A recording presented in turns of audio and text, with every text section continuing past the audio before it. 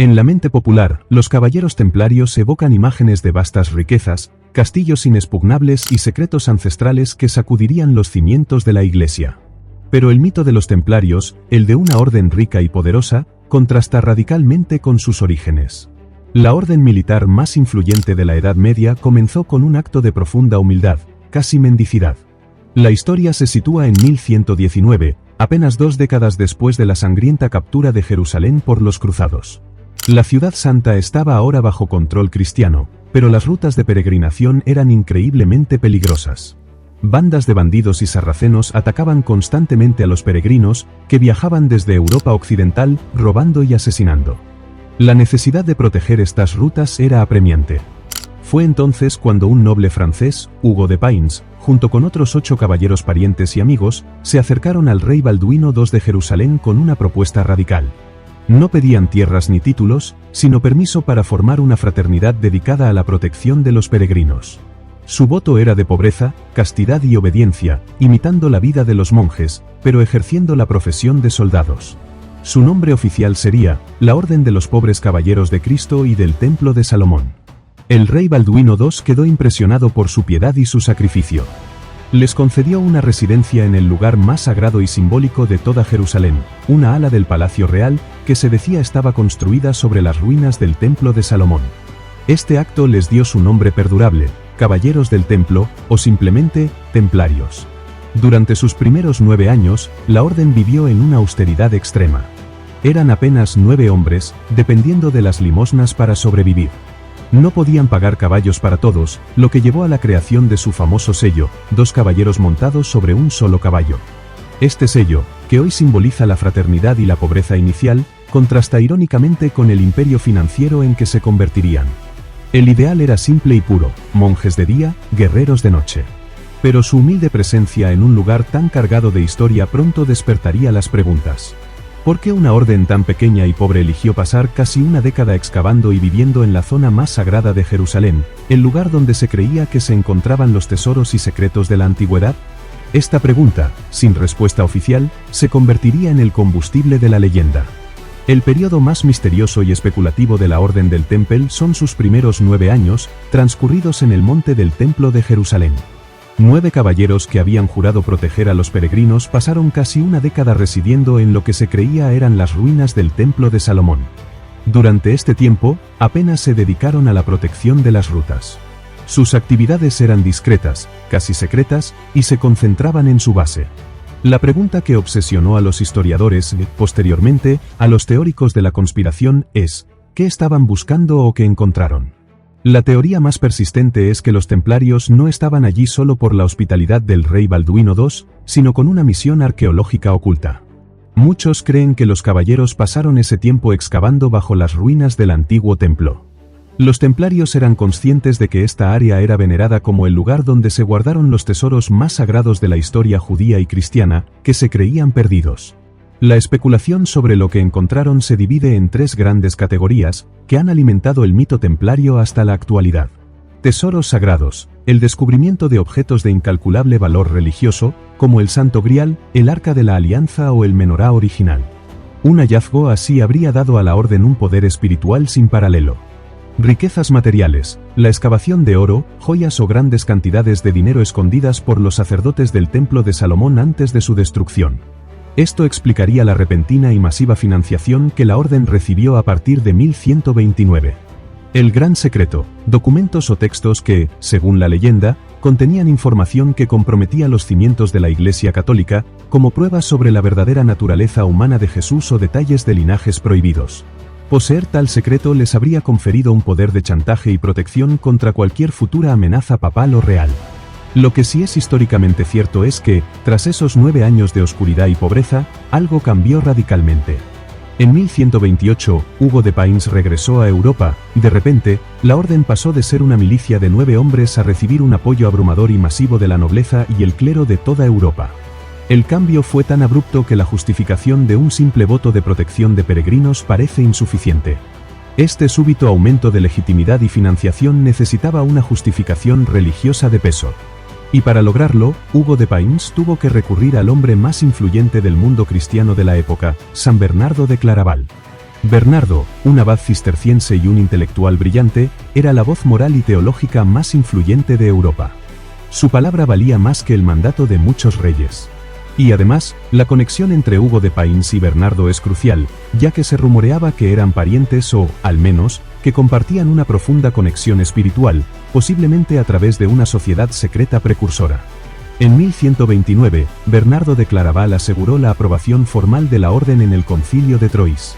Su apoyo fue tan ardiente que no solo legitimó a los templarios, sino que los idealizó. Bernardo escribió el Tratado de Laude Novae Militiae, elogio de la nueva milicia, donde ensalzaba a los templarios como el pináculo de la caballería cristiana, hombres que combinaban la piedad de un monje con la ferocidad de un guerrero. Los llamó los monjes soldados, un concepto revolucionario para la época.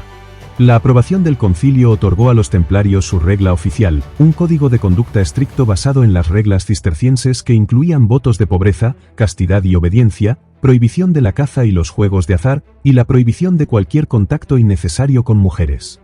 La orden adoptó el distintivo manto blanco, símbolo de pureza, y poco después, el Papa Eugenio III les concedió el derecho de usar la famosa cruz paté roja sobre el manto, un símbolo de martirio. Lo más importante fue que el apoyo de Bernardo y la bendición papal les otorgaron una independencia legal sin precedentes.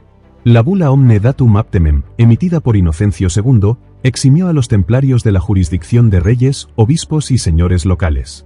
Los templarios solo respondían ante el Papa. Esto significaba que podían recaudar fondos, construir fortalezas y moverse por toda Europa sin pagar impuestos o solicitar permiso a las autoridades locales. Este apoyo divino y legal fue la chispa. La nobleza, deseosa de obtener una redención espiritual a través de la caridad, donó tierras, castillos y grandes sumas de dinero a la orden.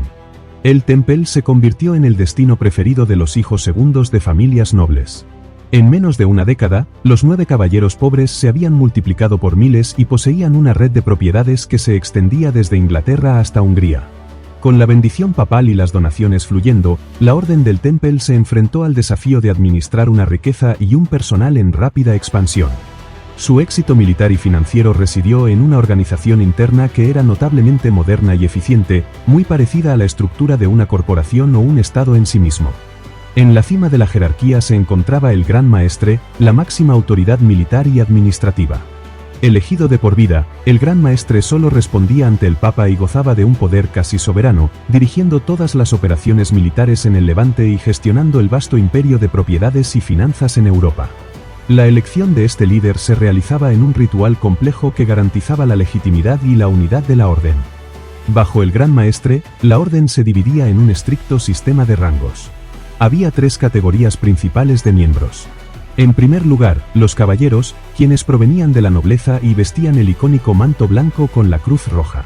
Ellos eran la élite militar, los guerreros de choque de la orden.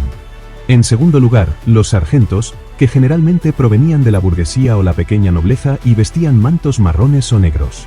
Desempeñaban funciones militares de apoyo, crucialmente, eran la columna vertebral de la administración y la gestión de las propiedades templarias en Europa. Finalmente, los capellanes, que se ocupaban de las necesidades espirituales de los hermanos. La disciplina de la orden era legendaria, regida por un código severo que enfatizaba la obediencia absoluta y el autocontrol. Cada hermano, independientemente de su rango, vivía bajo los votos monásticos de pobreza individual, aunque la orden en su conjunto se hiciera inmensamente rica, castidad y obediencia. Esta disciplina marcial y monástica convertía a los templarios en la fuerza de combate más temida de la cristiandad. Geográficamente, la orden estaba dividida en provincias, como Francia, Inglaterra o Aragón, dirigidas por un maestre provincial. Pero, más allá de la estructura militar, cada una de estas provincias funcionaba como una red de encomiendas o castillos fortificados. Estas encomiendas no eran solo bases militares, sino verdaderos centros económicos y agrícolas. Controlaban vastas extensiones de tierra, gestionaban el ganado, producían cosechas, lo más importante, servían como los puntos nodales de su sistema bancario en toda Europa. Con la orden establecida y protegida por la ley papal, el incesante flujo de donaciones de la nobleza planteó un nuevo desafío. Los templarios tenían que gestionar una riqueza que superaba a la de muchos reinos. De forma silenciosa pero metódica, estos guerreros monjes comenzaron a transformarse en los maestros de las finanzas de Europa, sentando las bases de la banca moderna. La necesidad de esta innovación financiera nació en las rutas de peregrinación. Un peregrino que viajaba con grandes sumas de oro y plata desde París o Londres hasta Jerusalén era un blanco seguro para los bandidos y los asaltantes. Los templarios, que ya custodiaban las rutas, idearon una solución elegante que eliminaba el riesgo del transporte físico del dinero. El sistema funcionaba así: un peregrino depositaba su fortuna en una encomienda templaria en Europa, por ejemplo, en Londres. A cambio, el peregrino recibía un documento, conocido como letra de cambio o bono de viaje. Este documento contenía una cifra y un código secreto, pero no tenía valor para nadie más que para la orden. Cuando el peregrino llegaba a Tierra Santa, simplemente presentaba la letra de cambio en una sucursal templaria en Jerusalén o Acre, y el dinero le era entregado. Este servicio era revolucionario. Por primera vez en la historia de Occidente, se separaba al viajero de su riqueza, creando un sistema seguro de transferencia de fondos a larga distancia. Por supuesto, el servicio no era gratuito. Los templarios cobraban una tarifa por el cuidado del dinero y su transferencia, que en esencia era una forma disfrazada de interés o usura, algo prohibido abiertamente por la Iglesia, pero tolerado para la orden por sus servicios a la cristiandad. Esta innovación financiera dotó a los templarios de un poder económico inmenso. El oro depositado en Europa no se quedaba quieto, se invertía, se prestaba y se utilizaba para construir fortalezas.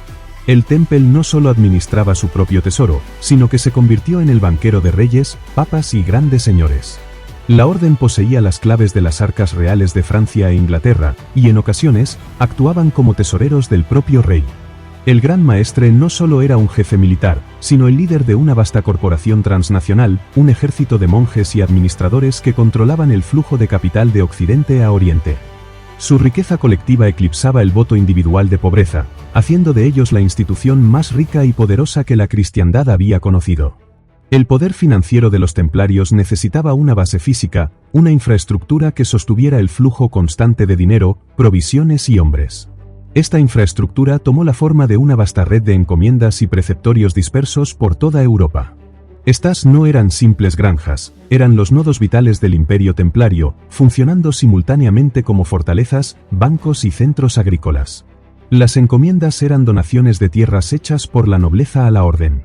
El Temple las administraba con una eficiencia industrial, aplicando conocimientos agrícolas avanzados y técnicas de gestión que a menudo superaban a las de los propietarios laicos. Cada encomienda era autosuficiente y servía a múltiples propósitos. Centros financieros eran las sucursales del Banco Templario. Aquí, los peregrinos depositaban su oro para recibir las letras de cambio. Las encomiendas gestionaban préstamos a los nobles y se encargaban de la contabilidad de la orden, reportando al maestre provincial. Logística y abastecimiento: almacenaban el grano, criaban el ganado y producían los bienes necesarios para sostener a la orden en Tierra Santa. Eran la columna vertebral de la cadena de suministro que mantenía a los cruzados en el Levante. Reclutamiento y entrenamiento eran los lugares donde se reclutaban a nuevos caballeros y sargentos. Los jóvenes pasaban meses en las encomiendas aprendiendo la estricta disciplina y las habilidades militares de la orden antes de ser enviados al combate. La densidad de esta red era asombrosa, especialmente en Francia y España, donde la orden llegó a poseer cientos de propiedades, desde pequeños centros agrícolas hasta castillos fortificados. Por ejemplo, la famosa Temple Church en Londres no solo era una iglesia, sino la principal encomienda de Inglaterra, funcionando como una cámara del tesoro donde reyes y nobles depositaban sus activos más valiosos. El hecho de que estas encomiendas, gracias a su exención fiscal, no solo acumularan riqueza, sino que actuaran como una fuerza económica y militar independiente dentro de los reinos, generó una creciente envidia y resentimiento. Para los reyes y señores locales, era humillante tener una organización más rica y, a menudo, mejor fortificada que sus propios dominios, que además no les pagaba impuestos ni les rendía cuentas. Mientras el imperio inmobiliario y financiero de los templarios florecía en Occidente, el verdadero propósito de la orden, la lucha por Tierra Santa, se acercaba a su inevitable y sangriento clímax. A pesar de su creciente poder como banqueros, la misión primordial de los templarios seguía siendo la guerra. En el campo de batalla, eran la fuerza de combate más letal y temida de la cristiandad, el punto de lanza de las cruzadas. Su valor no residía solo en su destreza militar, sino en su inquebrantable disciplina y su regla de no rendición. La orden operaba como una fuerza de choque de caballería pesada. Cuando un ejército cruzado se enfrentaba a las fuerzas sarracenas, los templarios, vestidos con sus mantos blancos y sus cruces rojas, formaban la vanguardia o la retaguardia de la formación, asumiendo siempre el riesgo más alto. Su disciplina era tal que se les prohibía romper filas o huir, sin importar las bajas. Solo podían retirarse si se les ordenaba específicamente, o si la bandera de su orden, el Beauseant o estandarte de guerra, caía y solo quedaban 3 caballeros vivos. Esta regla se tradujo en un sacrificio inaudito. En batallas cruciales contra líderes musulmanes como Nur al-Din y Saladino, los templarios lucharon con una ferocidad suicida. Tras la desastrosa batalla de Hattin en 1187, donde el ejército cruzado fue aniquilado por Saladino, el líder sarraceno identificó a los templarios como un enemigo tan peligroso y fanático que no podían ser perdonados. Saladino ordenó la ejecución de todos los caballeros y hospitalarios capturados, reconociendo que su espíritu de lucha era una amenaza existencial. La imagen de los templarios, el guerrero monje, era una mezcla de estricta piedad y brutal eficacia en el combate. Recitaban oraciones antes de cada carga y se lanzaban al combate con el grito de guerra non nobis, domine, non nobis, sed nomini tuo da gloriam. No a nosotros, Señor, no a nosotros, sino a tu nombre sea dada la gloria. Su reputación como guerreros de élite les dio una influencia desproporcionada en las estrategias de las cruzadas. Sin embargo, su sacrificio constante y la pérdida de miles de sus mejores hombres y sargentos en batallas decisivas acabaron por cobrarles una factura insostenible.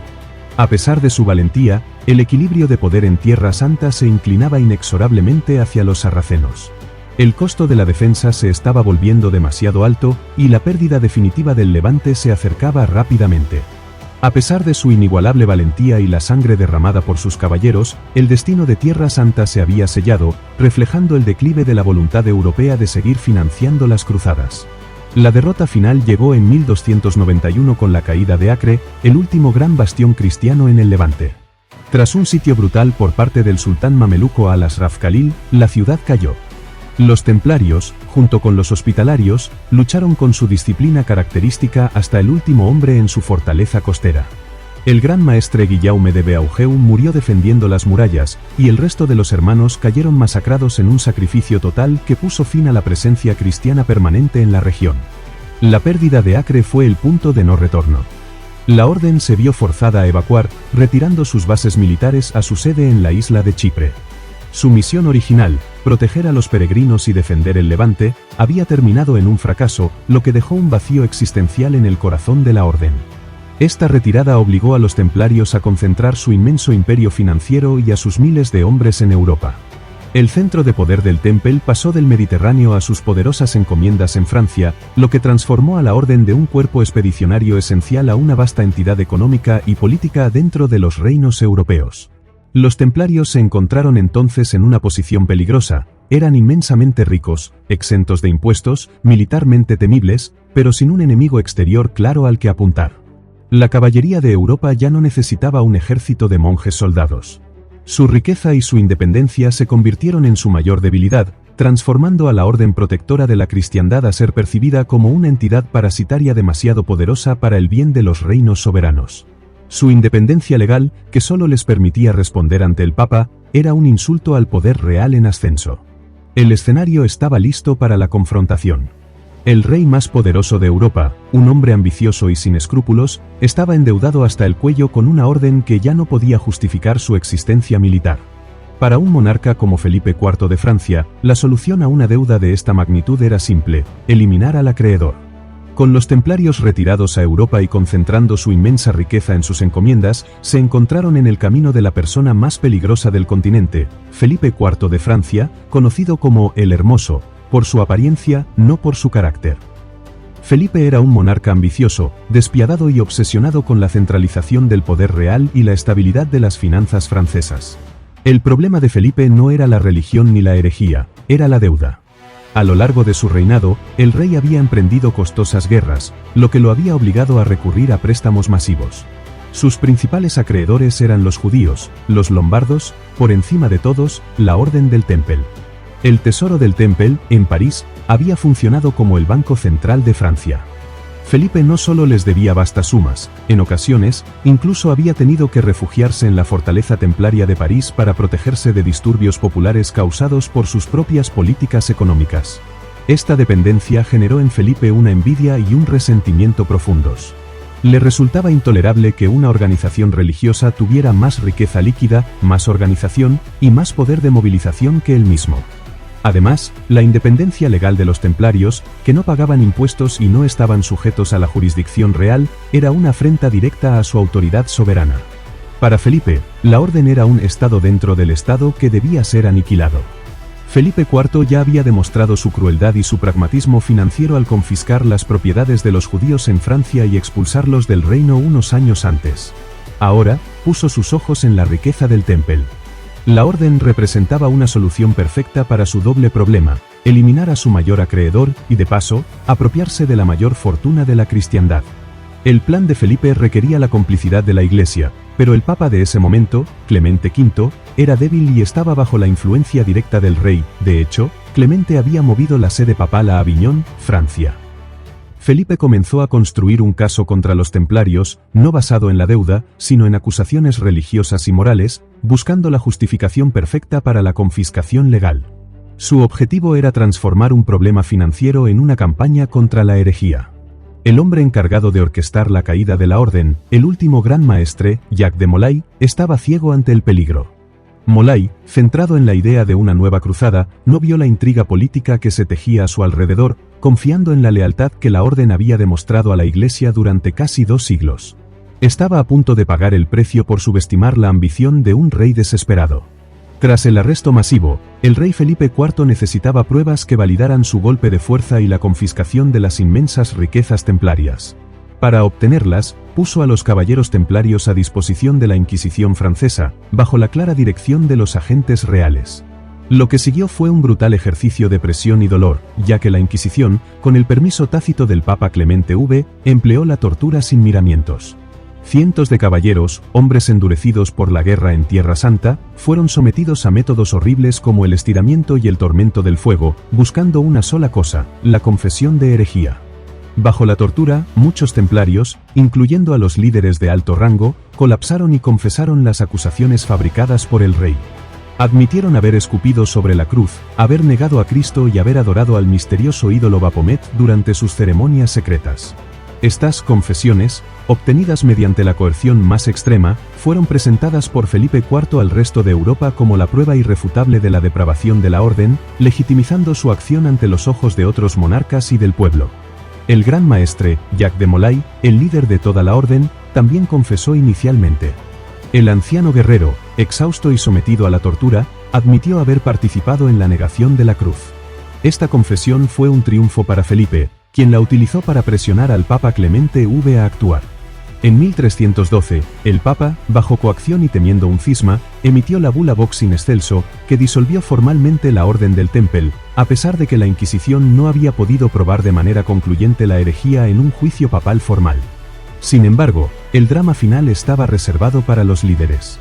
2 años después de la disolución, el 18 de marzo de 1314, Jacques de Molay y otros dignatarios fueron llevados a una plataforma en París para escuchar su sentencia final.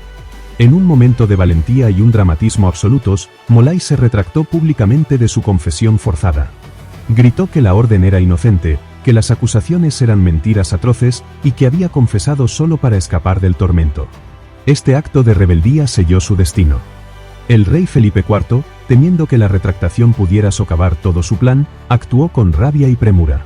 Ese mismo día, el 18 de marzo de 1314, Molay y el preceptor de Normandía, Geoffroy de Charnay, fueron llevados a la hoguera en la Île aux Juifs, una pequeña isla en el Sena, frente a la Catedral de Notre Dame.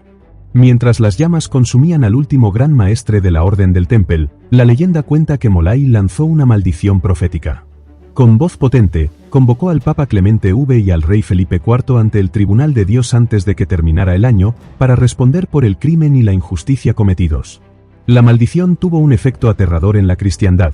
Clemente V murió un mes después, y Felipe IV lo siguió unos meses más tarde, en noviembre de 1314. Este hecho fortaleció inmediatamente la convicción popular de que los templarios habían sido víctimas inocentes, y el trágico destino de la orden se convirtió en una leyenda de justicia divina. La Orden del Temple fue formalmente disuelta por la bula papal de 1312, y sus bienes fueron oficialmente transferidos a la orden rival de los hospitalarios.